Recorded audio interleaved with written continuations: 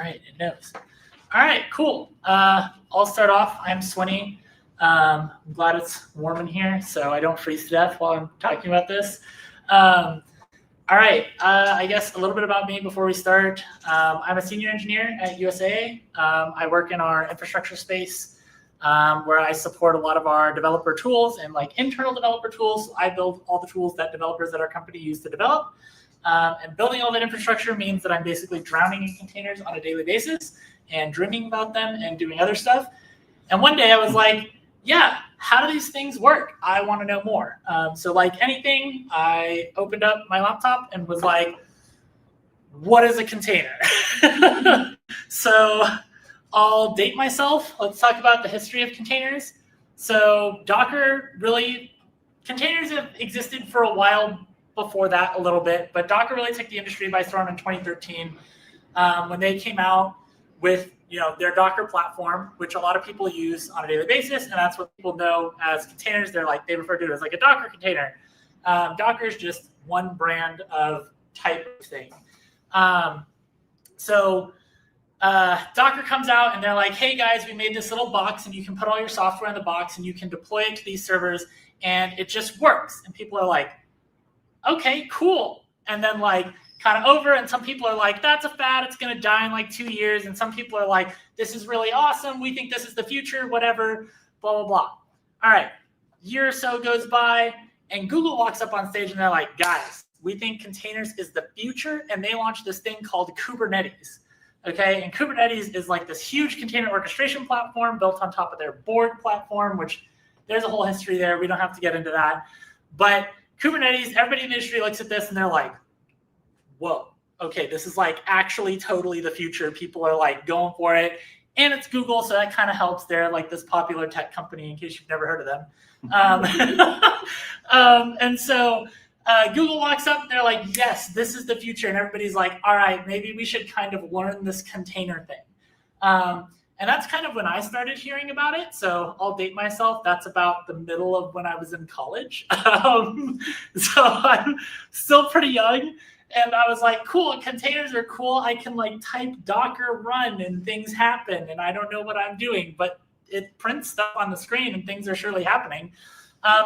But this kind of starts this analogy of like, the whole, it works on my machine, but with containers, you don't have that anymore. And it works everywhere. And that's kind of true for the most part, but a lot of people forget that containers still require an architecture, and so there's like ARM containers and x86 64 containers, and it's based on your CPU architecture, and there's a whole bunch of other requirements that you kind of neglect. And then people are like, that gets you starting to wonder like, well, then what is this? It's not a VM, because a VM can virtualize the architecture, and it's, what is actually happening here?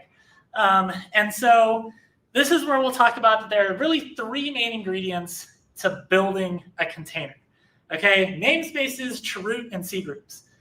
And those three words might mean nothing to you, or you might be like, oh yeah, dude, I'm like a super deep Linux guy, and I know exactly what you're talking about. And for those people in here, you probably already know where I'm going for the rest of the presentation then. But for anybody that doesn't know, namespaces and chroot are these two kind of older concepts within Linux. C groups is a rather newer concept, and C groups was kind of this final piece that ties these other two concepts together that allows us to say, okay, well, we can kind of make I really hate to use the word sandbox, but we can kind of build this box around a piece of software and use some of these kernel manipulation tactics to say, okay, well, see, you're running this process, but you're actually this other fake user, and you actually exist in this other part of the system, and you don't really know what anything looks like, and we're just going to confuse the heck out of you and throw you in this magic box that you don't even know exists. And so that's basically what a container is, and we'll talk about how all of these things work and what exactly they are in a second. All right, so let's get into it. Before we actually get into it, let's do this. So probably not everybody here is like a classically trained computer scientist and may not have taken operating systems as a class in college or knows a lot about operating systems. So let's give like a brief overview for anybody that's missing that little bit of knowledge, because that will be important. Okay, there's really kind of three basic layers when you talk about computing, right? There's your hardware, and then there's your kernel, and then there's your operating system. And then there's like your software running on the operating system, but we're going to kind of ignore that as a layer by itself. So your software, anytime it needs to do some kind of action that interfaces with like your hard drive or your network card, or like basically anything on the system that's important, which is pretty much everything that we need to make our software work, it has to call the kernel, because the kernel is the guy that manages all of those interfaces. And it's like, hey, bro, I need to do this thing, right? And the kernel's like, yeah, you can do it, or like, no, you can't do that, or like, yeah, you can do it, but like, I'm going to hide this other stuff from you so you don't really know it exists. And it's kind of managing all of these things for you.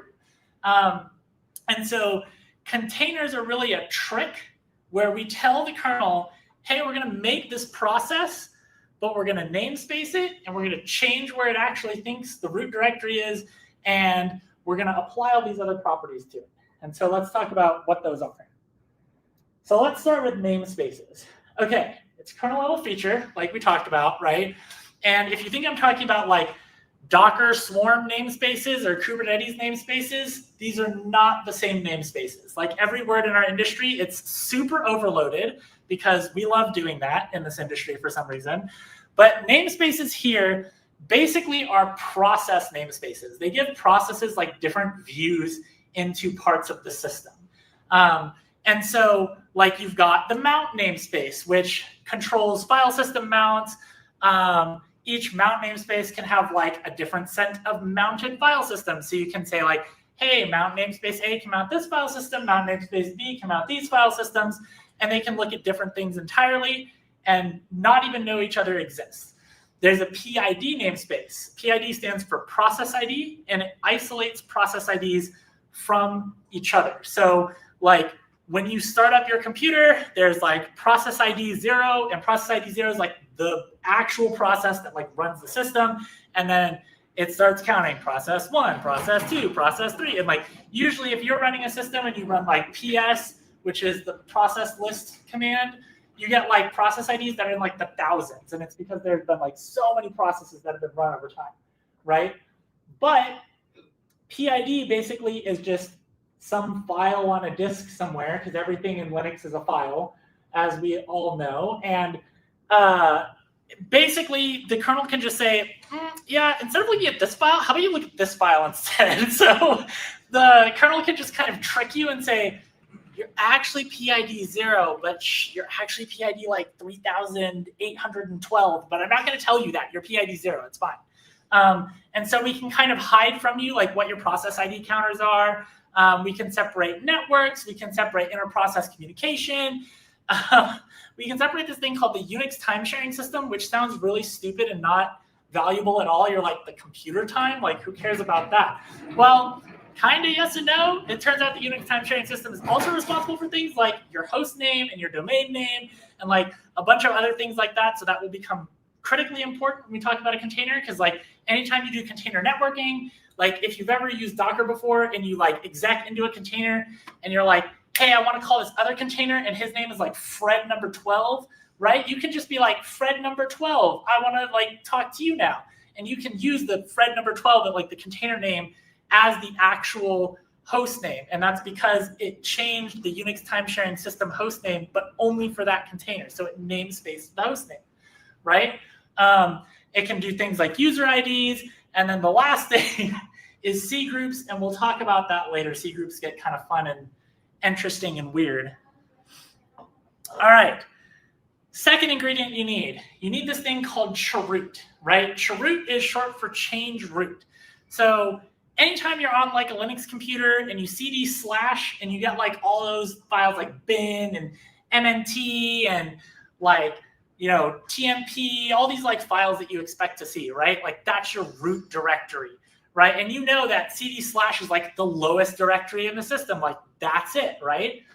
Well, the kernel said that that's the lowest directory in the system because you asked the kernel, where's the root directory? And the kernel said, yeah, here's the pointer on the hard drive to the root directory. So it told you this is where the root directory lives. Well, the kernel can just like lie to you and be like, hey, instead of that being the actual root directory, yeah, it's over there. Go through that door number 12. That's actually it. And you open the door and you're like, oh, yeah, this is totally the root directory. You have no idea. So like the kernel can just lie to you. You can set up a chroot command and basically just tell a process, hey, instead of this being your root directory, instead of the system's root directory, this new root directory is what you're actually going to use. And so you can change the apparent root directory for a process. This by itself was never designed as a full security sandbox. Each one of these features has some sort of sandboxy qualities, right? When you use all three of them together, when we talk about it, you'll get a kind of sandbox-ish, but like, don't think of containers as an actual sandbox because they aren't. So the last feature is C groups, short for control groups. There's no kind of magic here. Basically, they control CPU and memory allocation and I/O to block devices and PIDs. Okay, what do I mean by they control these things? Okay, and actually we're going to do a really brave thing here at the end. But have any of you ever heard of something called a fork bomb? Do any of you know what this is? All right. So there's this like fun little command you can run on any Unix system. It's basically like a little bash command. And what it does is it infinitely creates processes until your system just explodes, right? And your system is like, ah, and like can't handle it, and it just crashes, right? And so when you run this, when you put something in C group, you can control the amount of CPU and memory. You can also control the amount of PIDs you get allocated, all this other stuff. And so if I say, hey, I want a C group, and I'm only going to allow this C group for this process to have a maximum of 20 PIDs. Well, I think your system can run 20 processes like pretty okay, when usually the number's in like the thousands, right? 20 processes is nothing. So if you run a fork bomb, which we'll do successfully at the end of this presentation, hopefully, and you actually set up your C group correctly, you should not crash your system because the fork bomb will cancel after creating 20 processes because it can't create anymore because the kernel won't let it. And so each one of these little things is like a little security feature. And when you combine them all, you get a container. And so what we're going to do today, after my little intro here, is I'm probably going to make a fool of myself and attempt to live here in this room write Golang code to create a container from complete scratch. So I'm going to make all the system calls you would make, show you how to set everything up. And basically what we're going to do is we're going to write, okay, I hate to say this because it's not totally true, but we're going to write Docker from scratch. We're effectively going to omit the part where like you unpack an actual like OCI container and extract the layers and all that stuff. We're going to make some assumptions about doing all of that, but the actual running the container part, that we will do. All right, and if any of you, yeah. Why Golang? Why Golang? Golang is a super container native language, and what I mean by that is it's written with the idea of, hey, C is really cool, and we like all these low-level things like pointers and system calls, and we don't run like on a super heavyweight VM like Java does or C# does and all this other stuff. But we also want like memory management and all this other stuff. And so they created this language called Go.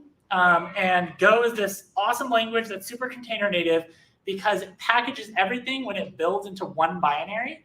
And by doing that, it packages both. It does have a runtime, which a lot of people don't know. A lot of people come out and they're like, yeah, Go has no runtime. It's just one binary. And I'm like, well, kind of yes and no. It packages the runtime into the binary itself and does all the memory management, handles all of that stuff for you. So you still get access to pointers, still get access to memory management, still get access to kernel commands. It just packages a lightweight runtime in there with it. And then because it's a modern language, it has a lot of, we'll call it sugar added to it. So this example will be human understandable, whereas like if we were to do this in C, we're talking like 600 lines or something like that. And people are like, what does that mean? And I'm like, we're just like shifting memory addresses for no absurd reason. Just don't worry about it. But in Go hides all of that from you. And so this should actually be human readable. And if you guys do want to go read it, it's right there. So before this, I uploaded it to my GitLab last night, and you can find the complete code right there. And so if y'all want to go get it and you don't want to be like furiously typing and you're like, oh my God, he's typing so fast and talking about all the things that I can't listen to type at the same time. That's okay. I saved you all the trouble. My goal is not to make you try and take notes furiously. My goal is for you to learn something. All right. So let's actually try this. And this podium is kind of short, but we're going to make it work. Okay, so we've got this lovely, and let me make sure I'm at a starting point here. Okay, we've got this lovely main.go file, and I'm going to hide my terminal. Oh, come on. Don't do it. No. Of course, I get up here, and then my virtual machine decides to kill itself. Oh, yeah, the best part about live demos. Who's with me? Woo! All right, what happened? Why did you die? Oh, don't connect to the project coworker guest. Come on, we had this all configured. You were on my hotspot. We loved it. It was awesome. Yeah.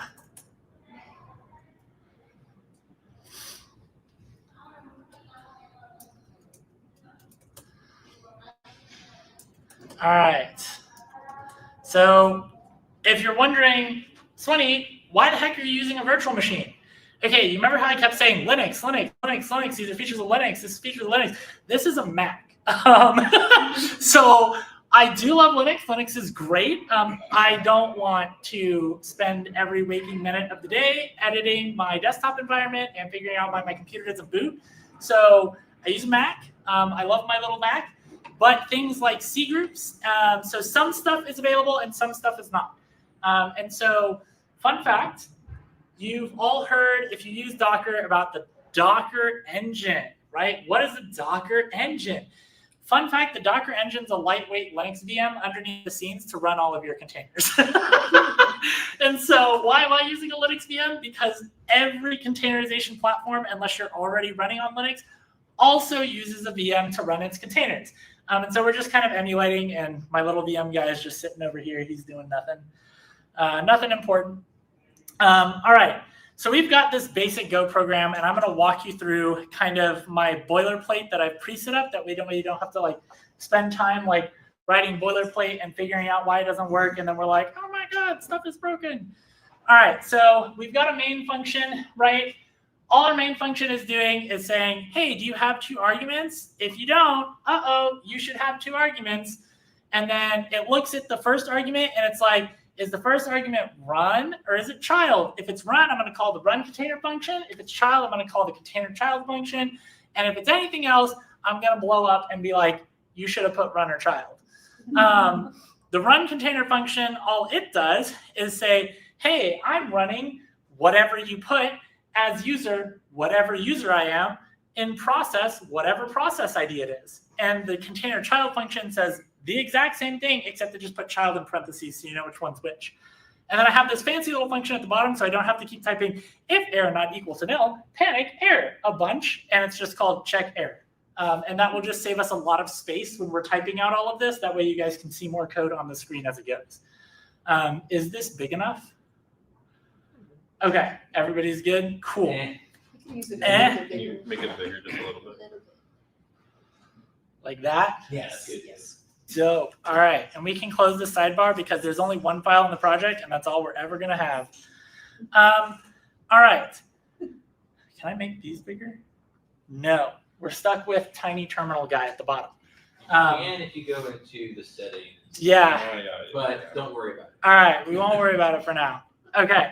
For now, I believe in you guys. Just have to squint a little bit. Okay, so what are we going to do? We're going to start by starting off really simple.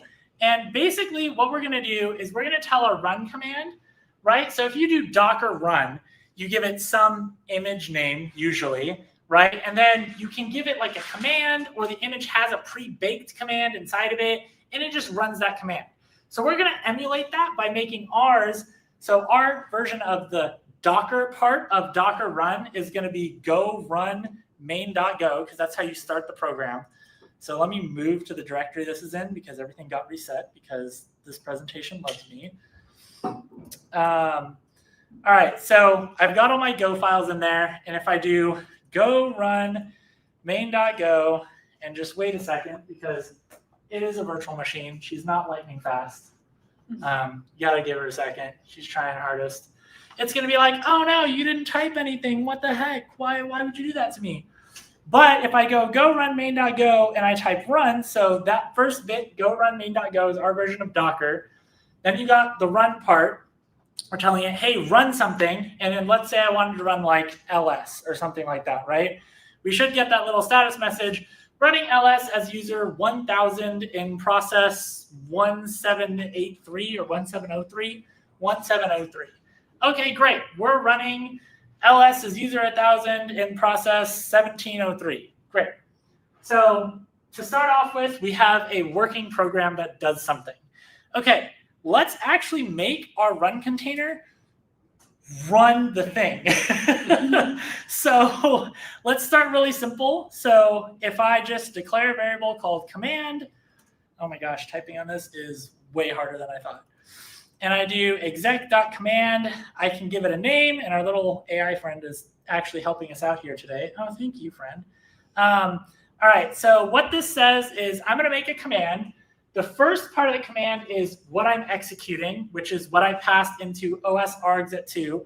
And the rest of it is whatever arguments I give it. So if I give it like ls space -al, -al is os_args@3. And then if I give it more arguments, that would be like 4, 5, 6, 7. You get the idea, right? So we need to set all of our output and input from that command to go to the operating system's output and input. Otherwise, we're never going to see it. It's just going to hide from us. And so I'm going to move all of the stdin, the standard input, the standard output, and the standard error to the operating system's standard input, standard output, and standard error, right? And the last thing I'm going to do, it wants to start making a container. Chill, bro. Like, I know you're reading ahead, but don't do that. So the last thing we're going to do is we're going to do our check error, and we're going to do command.run. And this is actually going to run that command. So now you notice how when I ran go run main.go run ls, right? It just said, hey, I'm running ls, but it actually didn't run ls. Now if I do go run main.go run ls, it does the thing, and then it says, hey, here's all the like files in the directory, and we could run like ls-al, right?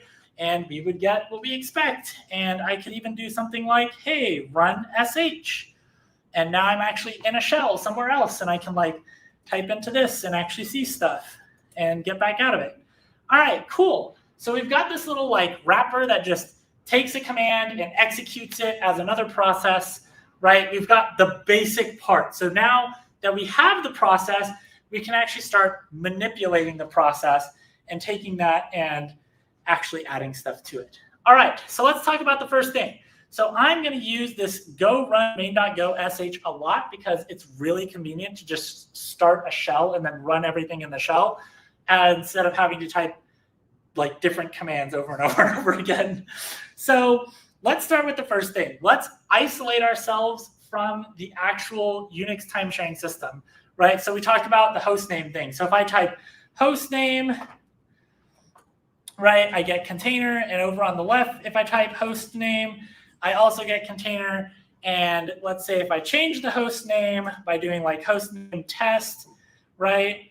Oh, you must be root to change the host name. Okay, I'm not root, so I can't do that. But if I were to change the host name on the right, it would change on the left as well because we are not isolated whatsoever.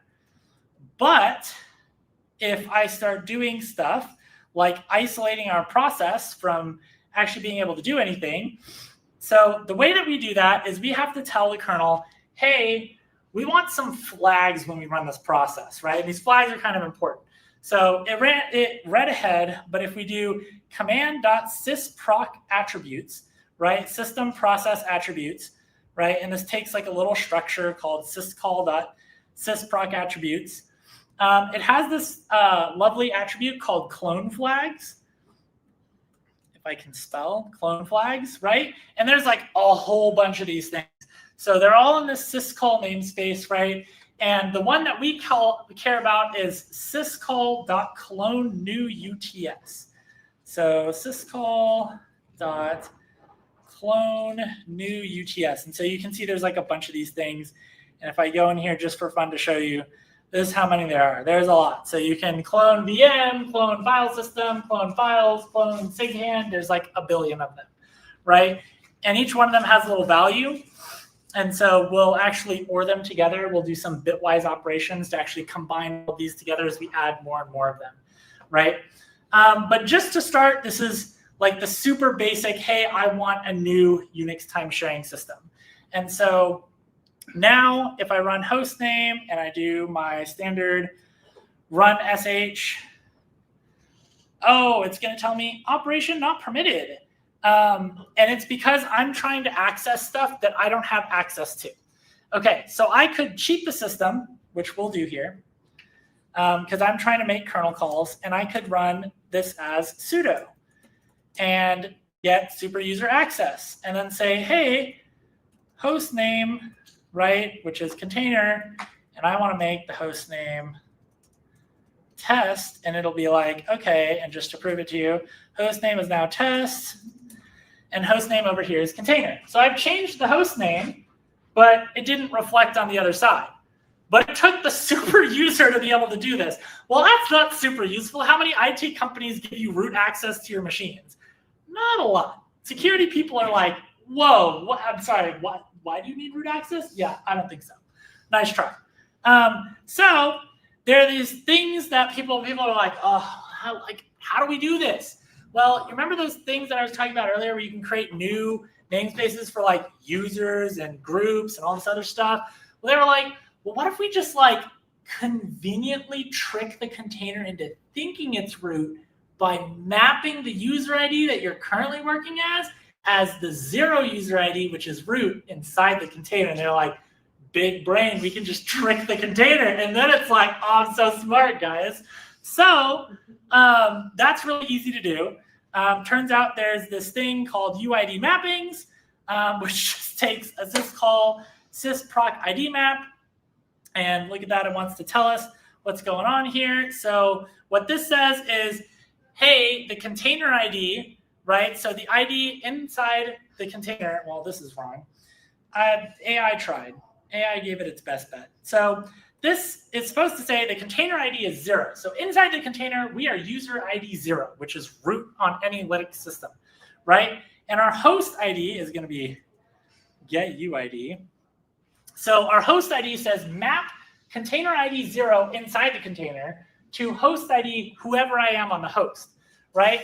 And so now you'll notice, hey, like you notice the last time I ran this, it said running sh as user 0 because I ran it with sudo, right? But typically it'll say like running as user 1000, 2000, whatever you are, right? And we'll give it a size 1 because we don't need any more users than that. And we can do the same thing for our group IDs. We can map our group ID to group ID 0. And now we have really conveniently just kind of said like, oh, we're just going to trick you. And so now when we do, hey, go run main.go sh, you should think we're root. And it's like, nice try, right? And you'll notice that it says running user sh as user 1000. And we're like, wait, but come on, man, what we just said, we're user 0. Like, what are you talking about running as user 1000? So there's this fun thing where this process that we started is starting the process as my user, and then anything it does will have those flags attributed to it. And so you can probably guess where I'm going with this. What we're going to do, since I have a run container and a run container child, is we're going to start ourselves up and then say, hey, I'm going to make a process that is myself and just pass the command to that. That way it gets all of this system information that I'm setting around the process. And so that's how this tricks it into doing it. It basically says, I'm going to start a process as the normal user and apply like all these flags to this process. And then anything that process does will have all those flags applied to it, because it can't necessarily apply everything before the process starts. And so what we're going to do here is we're just going to change our exec command a little bit. And in Linux systems, there's this nice little command that you can invoke once you're running a process called proc self exe. Hey, look, it actually, dude, where are you getting this from? You're just stealing all my thunder. Okay, but that's what we want. So it's running proc self exe, and then what we've done is, as the arguments, we've appended the child argument to whatever we originally passed in. And so now what we're doing is we're calling ourself. So it enters the program, and the program sets up a process and then calls the program again as the child process and says, yeah, okay, actually go run that. So what our child process is going to do is now it should say, hey, running child as user ID process, whatever, whatever. So if I do this again, you should now see, hey, I'm running as user 1000, and then it should have printed all the other stuff. Okay, let's actually set up the child, and then we'll start doing this. Oh, you know what might really help is if in here I also tell it syscall.clone new user. That might also kind of really help to tell it to actually apply all of that stuff. So now you'll notice when we actually run this, I'm going to start running as user 1000, and then in my child process says, oh, got it. I got all the mappings. You want me to be root. Okay, so now I'm actually root. And so you'll notice that now we're root in the container, but we're not actually root. And so if y'all have heard the term in the industry, a rootless container, we just made one. That's what that is. A rootless container is nothing more than I can fake being root or have super user privileges inside this magical box, but I don't have them on the actual system. And so where this gets me, and you'll see when we do some commands here in a second, is I've mapped the IDs, but the container is actually going to have no idea who the actual owner of these files is. It thinks it's root, but the kernel knows the real truth. So like you can't suddenly be like, ha, gotcha, sudo rmrf / and like delete the whole system. Like the kernel's like, nice try, bro. I know who you actually are. It's like giving like an 18-year-old a fake ID and you're like, yeah, go try it. And the police look them up and they're like, nice try. So what we've done is we've just given our tiny little container a fake ID and we've told him, hey, you're root, and that's great. And you can do all the things. So let's make our child process actually be able to run a command now.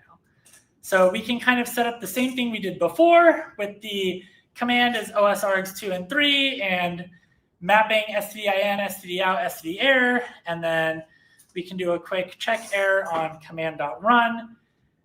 And now when I run go run main.go run sh, I am my normal user, but I am the root user at the actual system level. And so without running with sudo, I can change the host name. I can do whatever I want that the root user would normally be able to do, but nothing that actually affects the system that I'm not allowed to do as my normal user on my actual system because it's just a fake mapping. And so I can confuse the kernel as long as the kernel allows me to confuse it. All right, so we've almost gotten there, but you'll notice there's a couple of straggling little items that we need to take care of. So I can still see all the host system processes, which is kind of a problem, right? If I want to be in my own little box in my own little world, I should be able to say, hey, yo, why can't I have my own process tree with my own process IDs? I want to start this as like process 0, make the process counter start over, right? And so to do this, we can apply a couple more flags. We can give ourselves a namespace. So we can say .clone new NS. The other thing we can do is we can give ourselves .clone new PID. We can give ourselves a new process ID map, right? And so now if I go in here, whoops, I actually exit out of the shell first, and I rerun this, right? What we've done is we've got the same thing we've had always before, and I do PS, and now it says fatal library error, lookup self. And you're like, what the frick does that mean? Like, what? Okay, so here's where we have to understand a little bit about what Linux is actually doing. Remember earlier when I said, hey, processes are just files on a system, you just got to look up the file on the system, and it's not that hard, blah, blah, blah, right? Okay, Well, there's this nifty little trick that Linux is keeping from you, and it's that when you declared you wanted a new process namespace, what you forgot to tell the system is where that process namespace is going to be and how you're going to get access to it and where it's going to come from and all the other things involved with it, right? And so this is about the time where we're like, yo, maybe we should actually start boxing ourselves in and creating all these namespace features and using the rest of the features that we just talked about. And so let's actually cheroot into a new root directory. Okay, so now if you're like me and you just come super prepared to this thing, you might on your system have a /mount/alpinefs. If anybody knows what Alpine Linux is, it's this tiny little Linux distribution. And I happen to download it as the same architecture, so we're not playing any hard, difficult games to deal with here. But I have a little x86 64 Alpine FS Linux distribution in this directory. And so what we're going to do is you'll notice if I ls mount Alpine FS and I ls /, right, those directories look really different. So if we succeed in our container shell, when we actually run an ls in a second, we're going to see that top directory that just has these tiny little bit of files and this micro little Linux system and not all this other stuff that Mac OS has for us. All right, so let's set this up. And it's going to be a little bit easier than you think it's going to be. All right, so we're going to use check error a lot here because we're going to make a lot of system calls. All right, so check error, right? We're going to want to make a syscall dot cheroot. And yes. So just to be clear, the Alpine distribution files, directories that you're showing us there, does that also match the distribution of your virtual machine? No, it doesn't match the distribution of the virtual machine. So the virtual machine is actually Ubuntu 2204. It matches the architecture, which is important. So it's important that it's the same CPU architecture because with a container, you can change architecture. Like if you go to Linux Docker and you run like an ARM container, it can do some like fancy emulation where it like secretly in the background spins up an ARM virtual machine and like emulates it for you and does all this fancy magic. But we're not going to try that. And so we're just going to keep it easy, keep it all the same architecture. But no, there are two entirely different Linux distributions as a whole. Okay, thank you. Yeah. So recently I made the mistake of running my Docker container inside of a Windows subsystem for Linux. Yes. And I was having issues. Is that why I was having issues? Just because I was trying to communicate back with Windows, the Windows machine. I was potentially. So Docker on Windows is like really interesting, right? So like once you get to this level of knowledge, you start to realize what's actually going on. And you're like, how? How did they even make this work to begin with? Like this is just a giant hack. Basically, Docker on Windows is Docker originally. Okay, so like OG Docker on Windows before WSL existed and before Microsoft like is like getting it together for developers, right? Like Windows 8.1 when Docker like launched, right? Because that's the environment we're in. We're in square tile land. So in square tile land, right, you install Docker, and what Docker does is it installs a lightweight virtual machine, and it communicates with that lightweight virtual machine. It's basically the same thing we're doing here, except this isn't lightweight. It's Ubuntu 2204. But Docker had its own lightweight VM underneath the covers, and you would communicate with that, except it uses a ton of system resources. And the way that's why whenever you installed Docker originally, if anybody remembered, you had to go to like system settings and enable hypervisor settings for Windows and turn that on. It's because you're doing actual virtual machine emulation with the CPU. And so that's what Docker is doing. Docker is doing a fancy trick to virtually emulate stuff with the CPU. Oh, hello. I talked for too long. So when Docker does that, that gets fun, and they're all in control. And then WSL came out, and Docker was like, well, that's Linux. What if we just like use that instead? So what they do is they set up a socket connection to the Linux container or the Linux file system. And Docker as a process is actually, so in WSL2, you have WSL distributions, and you can actually have like multiple distros. A lot of people don't even know that because like a lot of people just type like WSL, enter, and then you're like in a shell, and they're like, whoa, I did it. Like, but you can actually have like multiple distributions installed at the same time, and you can switch between them, and you can have all these different things going on. WSL is actually really powerful as like a Windows architecture like subsystem. It's kind of crazy. But Docker installs its own distro in WSL called like Docker Linux or Linux Docker or some other weird thing. So basically they just took their virtual machine architecture and shoved it into WSL and said, do the work for us. And so more than likely I've run into weird issues using WSL and Docker on Windows. Actually, recently I was helping a friend start up a project and we were using some Docker containers.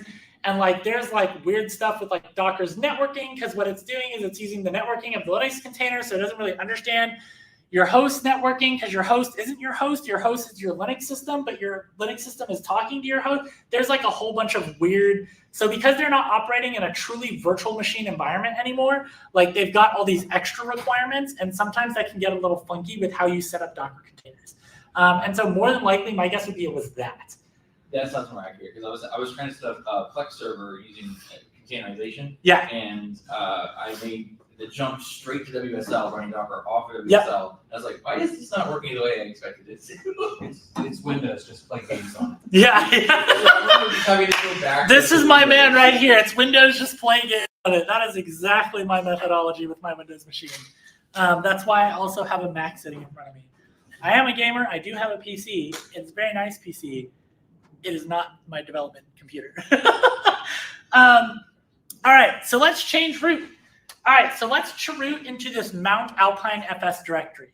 So if I just chroot mount alpine fs al, I can't spell, alpine fs. All right, and then put an extra slash on the end just to be like super, yes, you're going into that directory. Okay, great. We have changed the root directory. It is that easy. The container now thinks my root directory is mount alpine fs. One small problem. Turns out that if you change directory and then don't actually change directories like in the program itself, the behavior is undefined because your current working directory may not be in the subdirectory tree of the root directory that you've now specified, and you get some really weird behavior. So the easy fix for this is to just do an os.changedir to slash, and so now we should be at our new root directory. And this doubly enforces the fact that we are at the root directory, because os.chdir slash should take me, if I'm not in a chroot environment, to my actual Linux root directory. So the last thing we need to do is, well, okay, we can kind of cheat and run this first, I'm pretty sure. So let's start with this. All right, you'll notice that my shell changed a little bit. Before it had like a weird directory at the front, and I'm pretty sure it just said hash, right? Because it didn't actually know where I was. Now it's actually got a slash, because now I'm giving it more information about its little sandbox environment. And if I do ls, hey, look. And if you're like, oh, yeah, but just go back to like the host system. No, the kernel said, that is root. Yeah, that's totally root. You can't go backwards from that. And so like if you tried to go to like a directory that didn't exist, like if I tried to like ls/cd-rom or anything like that, that would get a little weird. And so you would start seeing like strange behavior where it's like, oh, a directory doesn't exist, but the directory actually does exist. But the container doesn't know that because you changed root. And so you are starting to actually isolate down your environment. But if I do ps, you'll notice nothing shows up. Fun fact, if you do ps on any other system, ps shows up because it can see itself. So why did nothing show up? Well, so now we don't just flat out get like an error, right? It doesn't say like cannot find file, whatever, right? But it just shows nothing. And the reason is because it's looking in a place that it's like, I know where to look, but I kind of don't know where to look. So you kind of have to help it out. So how do we fix that? Well, it turns out there's this really weird thing you got to do. Got another check error coming. More system calls. Check error. So now we're going to make a syscall to mount, right? We're going to mount a directory. Oh, look, it already knows what we want.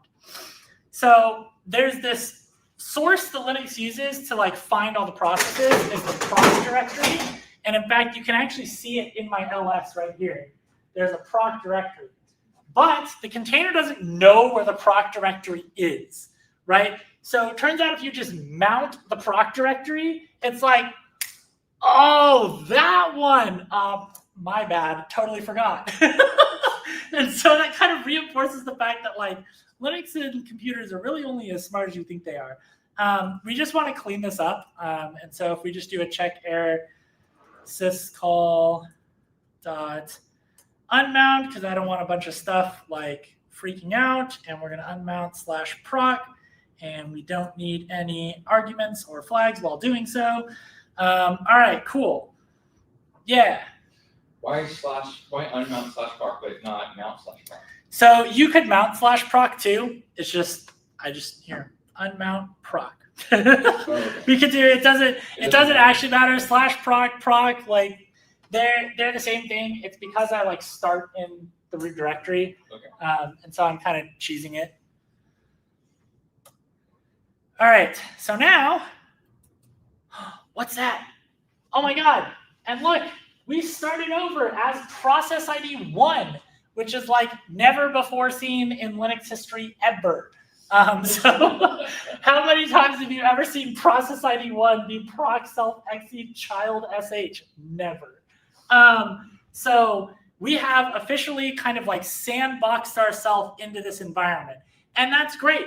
But we still don't have any restrictions on how much CPU we can use, how much memory we can use, how many processes we can create. We just go nuts. We can be like, this is my Linux system, fork bomb, boom, and we will take out the host machine because the host machine hasn't set any restrictions on necessarily what I'm able to do, just where I can do it, if that makes any sense. And so now that we're in our box, let's actually put some tape on it and like lock ourselves in there. For good. Okay, so we'll exit this, clear this guy, kind of get back fresh. Okay, so the last things we need to talk about are C groups. I'm going to make a little function down here. We could do it all up top, but instead of making everything super messy and like annoying, I'm just going to make a little function called configure C group. I can type, I swear. All right. So we've got this little configure C group function. And basically what we're going to do is all the way up top, I ignored this intentionally because we weren't ready for it yet. But Linux stores C groups in sysfs C group, right? And then the name underneath that is the C group name. And so I just called it my container. You could call it pizza. Doesn't matter, right? As long as it doesn't already exist, you're okay. But because we're going to make that directory in a second, you'll see like if the make directory fails, then we don't get the C group, the whole thing crashes, it's a bad time. And so if we actually just look at ls sys fs C group, you can actually see that there's a bunch of C group files under here already. So Linux is doing a thing. So it's got like a system debug kernel C group. It's got like C groups for a bunch of stuff. So modern Linux actually has a lot of C groups that protect a lot of different parts of all kinds of different namespaces underneath the hood. It's actually kind of fun to explore and see what resources each one of these has and kind of like what limitations they're actually placing on their own system, because that's kind of cool to see. But I'll let you guys explore that. And for now, what we're going to do is we're actually going to make that directory. So if we jump down here and we do check error, and we can just do a quick os.mkdir all just in case. And we just put the C group directory, and we can just do 0755 for standard permission set. So this is the standard permission set that a bunch of C group directories get by default. And so we'll just kind of follow that standard, nothing special. So what is a C group? A C group is really just a file. And so if we look back at that directory, you'll notice there's a bunch of stuff in here, and let's just like examine one of these. So for funsies, we'll just cat one of these files, and we'll look at, I don't know, cgroup.max or cgroup.procs, right? Why not? Because that's kind of what we're going to do similar in a minute. So here's a bunch of processes that cgroups are allowed to use. We can look at cgroup.stat or cgroup.cpu pressure. We can also look at any one of these directories, and they have their own list of stuff in them. So if we do like sys fs, sure, that one. These have a bunch of C group related items in them, and so they're limiting all of these different things. So what we're going to do for fun today is we'll start with a really simple C group example, because you can see I could be here for hours talking about each one of the things. But I figure a really fun example is to restrict the amount of process IDs you can create, and then we can fork bomb the computer. And if we did it right, it won't blow up. And if we did, well, the presentation's over because my computer just died. So let's hope we don't mess up. All right. So in order to do this, we're just going to do a check error. And I'm going to give myself some space here. We're going to do file path .join. We're going to join our C group directory with not my container, pids.max. So pids.max is a file that you can write to that basically says, hey, this is how many PIDs the system gets. And so we can say, hey, we want 20 bytes. Bytes 20, there you go. So I'm going to tell it, hey, you can create 20 processes, basically, is what I'm going to tell it, right? And then what do we want to write it as? 0644, because that's what all of these get written as. And if I'm actually not bad at writing code, I would realize that this is in the wrong spot and kind of belongs there, I'm pretty sure. What did I do? This is why I have notes. What did I actually do? Oh, hey, you know what really helps? If we actually write the file. It might sometimes help a little bit. There we go. So if we write this file, we're going to write pids max to C group directory. We're going to write the contents, literally just the number 20. And that just means I can create 20 processes. And the permissions we're going to give the file is 0644. And that's just the standard, hey, these are what these files get in this directory. So there's another thing that we need to do, and we kind of just need to add our current process ID to our C group to make sure that everything flows nicely. And so there's the C group limitations, and then there's the process IDs that are being affected by those C groups, which is what I LS'd earlier for that one C group. And so we need to say, hey, we're going to write another file. So let's first get the PID and call this PID string. Yeah, actually, that is what I want. Thank you. Actually, we want it as, yeah, I think that should work. Okay, so this guy gets our current PID that we're running as, and what we're going to do is we're going to write this to another C group file called cgroup.procs. And so we can basically just copy this and toss it down here. And instead of pids.max, we could do cgroup.procs. And instead of writing byte 20, we can write byte PID string and permission 644. Cool, we're good to go. So now we will have added our process ID to the C group. And that's how you configure a C group. It's actually pretty easy. And so the more of these files you add, so you can limit things like how much CPU you can use. So if you've ever played with Kubernetes or Docker Swarm or some of the other things like that, in fact, I think Docker might even now have like arguments for it that you can specify to the CLI. But you can do things like, my system has 16 CPUs.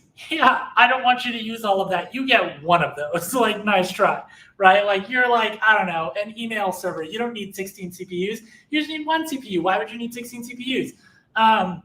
And so you can start limiting the amount of resources or like the memory on the system. So that's where these big businesses build these like massive Kubernetes nodes, but then they feel more secure because a lot of their Kubernetes deployments limit the amount of CPU and memory, and they have limitations on the Kubernetes namespace, not the same namespace as what we're using here, but the actual namespace that all their containers are running in has more limitations on it, and you can place limitations on limitations on limitations on limitations. You build this tree of limitations, and soon you're so tied up you don't even know what you've done with yourself. But there's all these limitations that you can create all over the place. So we can just go in here and do configure C group. Awesome. And then the last thing that we got to do after we unmount proc, we can just do quick check error os dot remove all. Yeah, that. Actually, we can just remove the entire C group directory. Okay, cool. And we'll clean up after ourselves.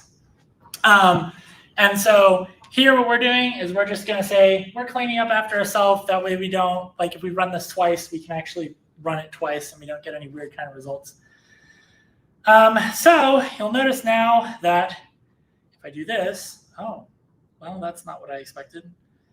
Permission denied, make directory. Why? Do I have to run this as root now?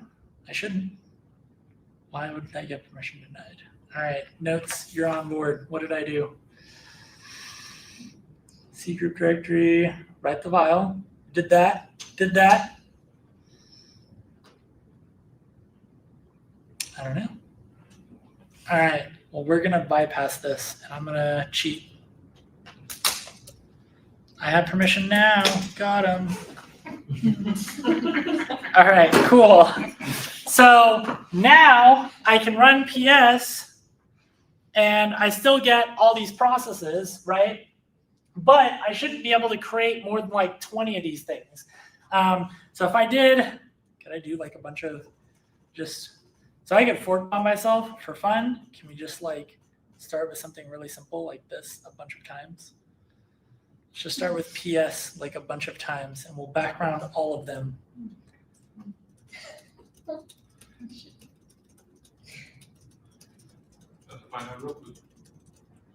right, so it's like 20 something. I guess it didn't care because each one of them executed. Oh, here we go. There you go. That's what we're looking for. Can't fork, resource temporarily unavailable. And so you'll start getting this. So if you actually do fork bomb this machine, which is something like, oh, now I've really messed it up. Okay.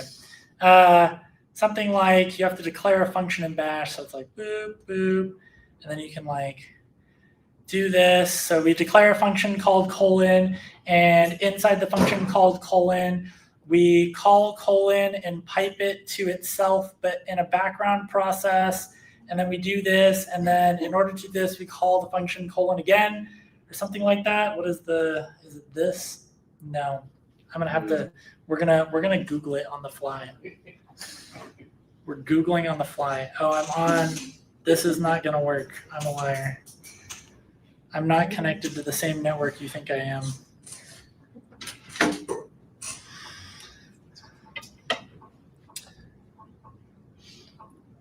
All right, let's find out. Tell me, what is a fork bomb?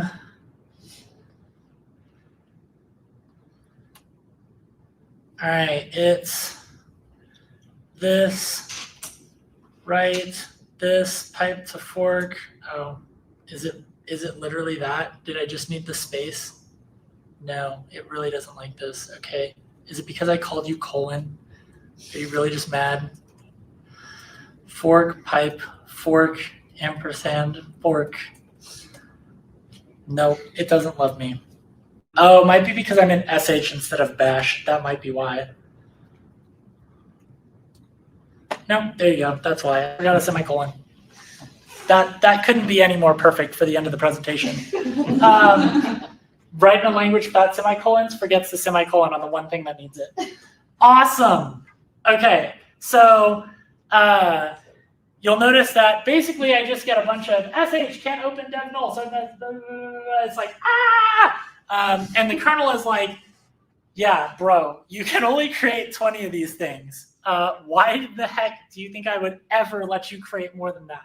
And so if I was able to do this in the background, which I might actually be able to do.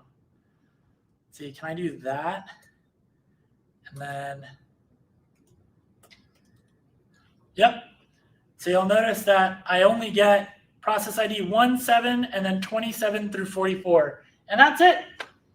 So I've now limited the amount of processes I can create, and I actually did not break my system. And congratulations, we've basically rewritten Docker from zero. And so if you have, so the parts that we kind of skipped over, the whole like, so when you actually pull down a Docker container where you get that like dockerhub.com/ I don't know, Minecraft / like Minecraft server version 20 or something like that, whatever it is, right? What that is that's basically a tar gun zip of all of the files that you're going to download. And then it goes through, and those files are stored in these things called layers, and it unpacks each layer and creates this file system. And then Docker, you can actually go, fun fact, find these. If you Google where the Docker engine stores the container file systems, you can go on your system and go to that directory, and you'd be like, oh, I just have like a bunch of Linux file systems on my computer. And so there's really no hidden magic. That image, right? We just skipped the part where we actually unzip the tar file and like build all the layers and like put it on the OS. Like I just came with a prepackaged Alpine FS directory, and we didn't implement like passing of environment variables and mounting volumes and creating namespaces for all that stuff. But like we talked about earlier, there's a million different, where'd it go? There's a million different things that a namespace can do. And so you can do mounts, PIDs, networks, interprocess communication, user IDs, C groups, the Unix time sharing system. We covered like 3 of these. And so I, urge you guys to continue exploring and like find out on your own, what all a container can do. Especially once you get this far. I mean, not going to break your system. You're in like your own little sandbox with this far. So may as well just start adding code and see what happens. And so that's how you explore and find stuff. I'm by no means an expert, but hopefully y'all learned something cool today and actually understand how something like Docker or Podman or Builda or Kubernetes or any of the other things actually creates these little boxes of software. And now there's less magic in the world, and that's my goal. So yes, remove the magic. Sorry, Disney. So how difficult would it be for you to alias what you've made and then repackage it in your own software that competes with Docker? So fun fact, instead of doing that, this rabbit hole, at first I was like, this is kind of fun. What if I just like keep going and make my own CLI for this? That would be kind of cool, right? Okay. And then I started doing it, and then I was like, now I'm learning more about the kernel, and now I'm learning more about operating systems. And what if I just kind of like wrote my own operating system instead? So now that's what I'm doing. So yeah, if y'all want to know what I do in my free time, don't ask. Weird stuff. I have no life. I constantly just explore the realms of computer science and weird faculties that most people could care less about. And they're just like, yeah, I just turn on my computer and it works. And I'm over here like, no, how does it work? Tell me your secrets. So yeah, that's what I love doing, but hopefully you guys learned something. Yeah.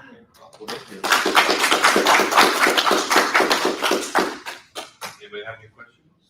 Yeah. Somewhat stupid question. There is no such thing as a stupid question. Well, so I have a very old computer, 2011, and Cool. I tried to install a Python library called Polars, which is written in Rust. Nice. And apparently it won't run because the instruction set is too new. Uh-huh. So So you're saying that Docker would not help me run Polars because what you're saying potentially and potentially not. So that really depends. And this is so like, again, you're cracking into areas where I'm like, I don't know the answer, but I can tell you what to look at to find the answer. So we know that Docker is just running a lightweight Linux VM underneath the covers, right? It depends on how much that VM is virtualizing and emulating the instruction set versus actually talking to your CPU directly and telling it, these are the instructions I want you to run. Like how lightweight is lightweight? Is it like lightweight, but like I eat McDonald's 3 times a week? Or is it like lightweight and I eat fruit all day long? Like no one knows. So you have to like break into that and just try it. Odds are if it doesn't work, it's like super lightweight. He's eating like 1 spinach leaf a day. Like the guy's communicating directly with the CPU.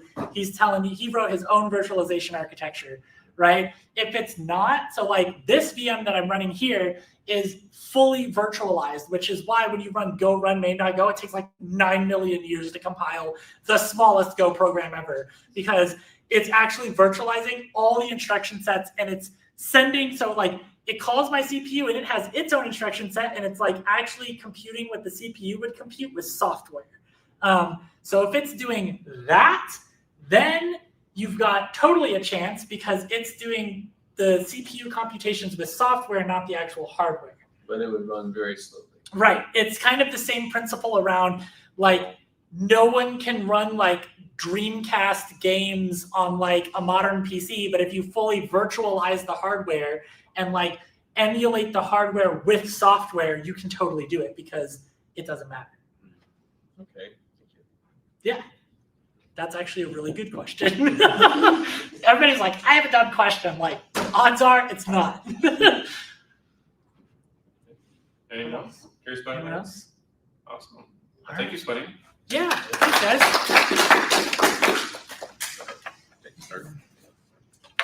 Just some quick notes to wrap us out. I won't keep you much longer. Feel free to pester Swinny some more. I don't know how much more of a life he has outside of work. But yeah, thanks for coming to our meeting. This is our general meeting. We do these every other month, especially next June or this coming June. Be on a lookout for a different vibe. We are trying to host an event through the whole month. So we're kind of foregoing our meeting for that month. So more information on that coming soon, but just kind of teasing a little bit. Upcoming events, I always like to share this. There's always a buttload going on in San Antonio. For context, our event on the bottom here is next Wednesday. This is everything between now and next Wednesday. There's an event with .NET that's virtual tomorrow. There's a meet and greet with Data Nuts. They're a fantastic group if you like data science. This Saturday with ZelefCam right next door to us here. Brandon's going to be going over Proxmox. So if you don't know what that is, come check it out. If you know what it is, come check it out. There's also another AI event happening on that Monday. We are also a part of the AI event, the AI Showcase from Geeks and Drinks, happening Wednesday with a professor from data science, Ki Yang, coming and talking about web scraping and smarter summaries with AI agents. The list goes on. There is a big tech conclave event happening on May 1st. That is the entrepreneurial world of San Antonio. Is a gracious sponsor of our org as well. I'm going to be a panelist on there as well as other organizational leaders. So if you're curious about other scenes in San Antonio about tech, come check that out. We also have a couple more events coming up. AI and Cloud Modern Software Stacks is not us, but there's also Byte Night, also happening at ZelefCam. The AI Agent Showcase, so that event that I just told you about, all the AI agent stuff, they're going to have a big showcase on the 10th. And then our event that I'm mentioning in June, it might give a hint of what I'm talking about in June, is an Unreal Engine workshop. If you're curious about game development, if you're curious about getting into that scene, it is an all-day event. It is paid for, but it's something if you're interested in. Reiterating the AI Agent Showcase, we are participating in that. Our event is next Wednesday. Excited to have that happening. As well as the workshop I just mentioned. We are, that is another way to help support the org, also to support a local community person. His name is Marco. Super excited to be putting that on. If you have questions about costs, totally DM us. We can work with you too on that. Thank you to our sponsors, our partners, TechBlock. They do help us put on a lot of these events here in San Antonio. They help fund us a little bit, as well as Project Cowork. That's the space you're in right now. If you're here in person with us, if you're online, come check it out. Definitely appreciative of everyone that helps us out. And feedback is always a big thing for us. I haven't put this event on the feedback form, but if you feel obliged to, feedback always helps us improve, helps us tell if Swinny had a fantastic event or not, helps us if we did good running the event. Would appreciate any feedback on there too. And that's kind of it. If you're interested in membership, if you're interested in future events, or if you just have questions for us, totally hit us up. But thank you for coming. Thank you. I like how you're flashing.